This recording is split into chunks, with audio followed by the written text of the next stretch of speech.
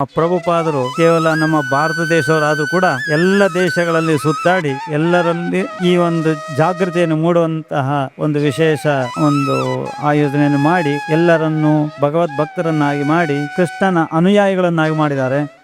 ಶ್ರೀ ಗುರುಭ್ಯೋ ನಮಃ. ಕೃಷ್ಣಾಯ ವಾಸುದೇವಾಯ ಹರಯೇ ಪರಮಾತ್ಮನೇ ಪ್ರಣತಕ್ಲೇಶನಾಶಾಯ ಗೋವಿಂದಾಯ ನಮೋ ನಮಃ.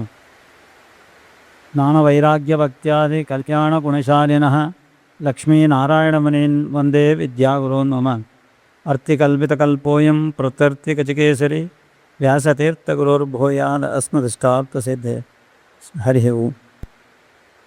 ಪ್ರಕೃತ ನಮ್ಮ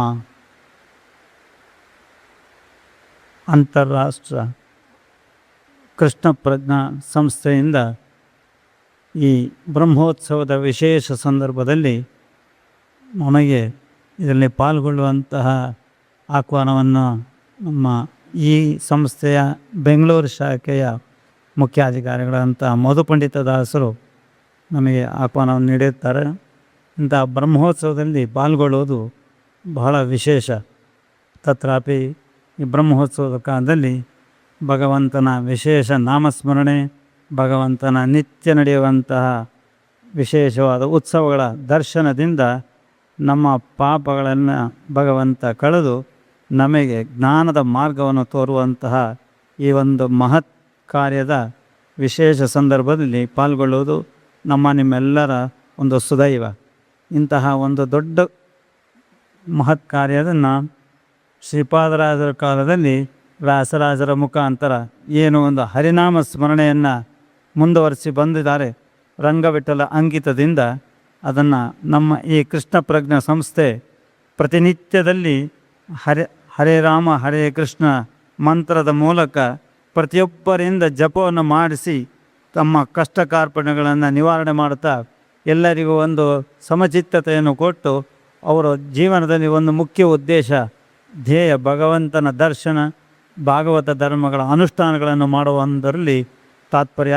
ಇಂಥ ಒಂದು ಮಹತ್ ಕಾರ್ಯದಲ್ಲಿ ಈ ಸಂಸ್ಥೆ ವಿಶೇಷವಾಗಿ ಇದಕ್ಕೆ ಒತ್ತು ಕೊಟ್ಟು ಪ್ರಭುಪಾದರು ಕೇವಲ ನಮ್ಮ ಭಾರತ ದೇಶವರಾದರೂ ಕೂಡ ಎಲ್ಲ ದೇಶಗಳಲ್ಲಿ ಸುತ್ತಾಡಿ ಎಲ್ಲರಲ್ಲಿ ಈ ಒಂದು ಜಾಗೃತಿಯನ್ನು ಮೂಡುವಂತಹ ಒಂದು ವಿಶೇಷ ಒಂದು ಆಯೋಜನೆಯನ್ನು ಮಾಡಿ ಎಲ್ಲರನ್ನು ಭಗವದ್ ಭಕ್ತರನ್ನಾಗಿ ಮಾಡಿ ಕೃಷ್ಣನ ಅನುಯಾಯಿಗಳನ್ನಾಗಿ ಮಾಡಿದ್ದಾರೆ.